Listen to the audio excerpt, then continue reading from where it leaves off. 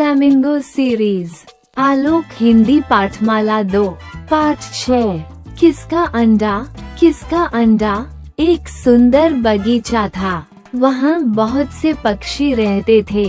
एक दिन सुबह सुबह सब पक्षी मीठी मीठी नींद का आनंद ले रहे थे कि तभी कौए ने शोर मचा दिया। अंडा, लाल अंडा। किसका है यह अंडा। कौन डाल गया इसे यहाँ। कौए का शोर सुनकर नींद में सोए पक्षी घबराकर अपने अपने घोंसलों से बाहर आ गए। किसी की भी समझ में नहीं आ रहा था कि यह अंडा आखिर है किसका। सभी पक्षियों में कानाफूसी शुरू हो गई। कौए ने तोते से पूछा, क्या यह अंडा तुम्हारा है। तोते ने गुस्से में कहा, तुम्हारा दिमाग तो खराब नहीं हो गया। मेरी चोंच लाल है पर मेरे अंडे तो सफेद ही होते हैं। फिर मेरा अंडा इतना बड़ा नहीं होता। शायद यह अंडा कोयल का है। वही ऐसी चतुराई करती है। उसे मेरा घोंसला खाली नहीं मिला तो वो अपना अंडा यहाँ रख गई है। कौए ने अपना दिमाग दौड़ाया। वो कोयल से नाराज था। गुस्से से बोला, कहाँ है कोयल, उसे पकड़ कर लाओ। सबको परेशान कर दिया। सबको परेशान तो तुम कर रहे हो कौए भाई। कबूतर बोला, तुम कोयल के अंडों को नहीं पहचानते पर अपने अंडों को तो पहचानते हो। बिल्कुल तुम्हारे जैसे ही होते हैं कोयल दीदी के अंडे।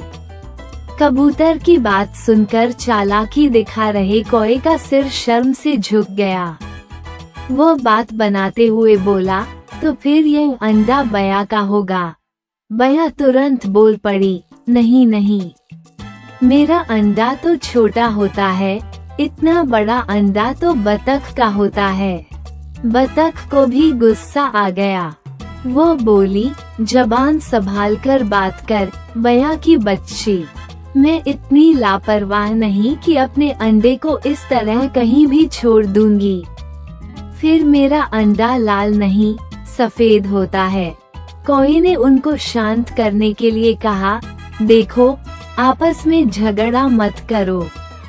बात यह है कि यदि यह अंडा हम में से किसी का भी नहीं है तो यह आया कहाँ से। कहीं ऐसा तो नहीं कि हमारा कोई शत्रु पक्षी हमारी बगिया में आकर छिप गया हो और मौका पाकर हमें हानि पहुंचाना चाहता हो। कौए की बात सुनकर सब पक्षी घबरा गए।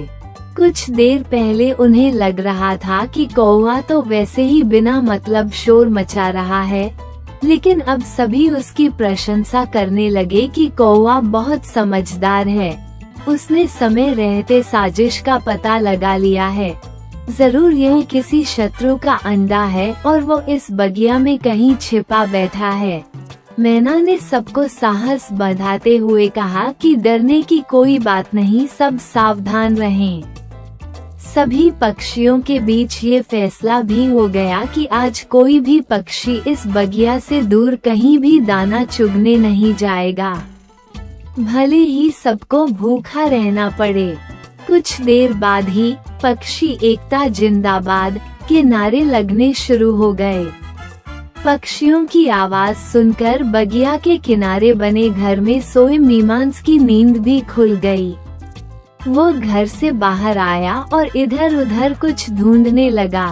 वो अपने आप से बात करता हुआ सा बुदबुदा रहा था, कल यहीं तो आकर गिरी थी। उस वक्त अंधेरा हो गया था, अब ढूंढता हूँ मिल ही जाएगी। और फिर वो अचानक खुशी से चिल्ला पड़ा, ओह ये रही मेरी बॉल। उसने लपक कर अपनी वो गेंद उठाई जो कल शाम क्रिकेट खेलते समय वहां आकर गिरी थी। मीमांस अपनी बॉल उठाकर उछलता कूदता अपने घर चला गया। अच्छा तो यह इसका अंडा था। ये बालक तो बहुत प्यारा है, हमारा मित्र है ये, इससे हमें कोई खतरा नहीं। सब पक्षियों ने चैन की सांस ली।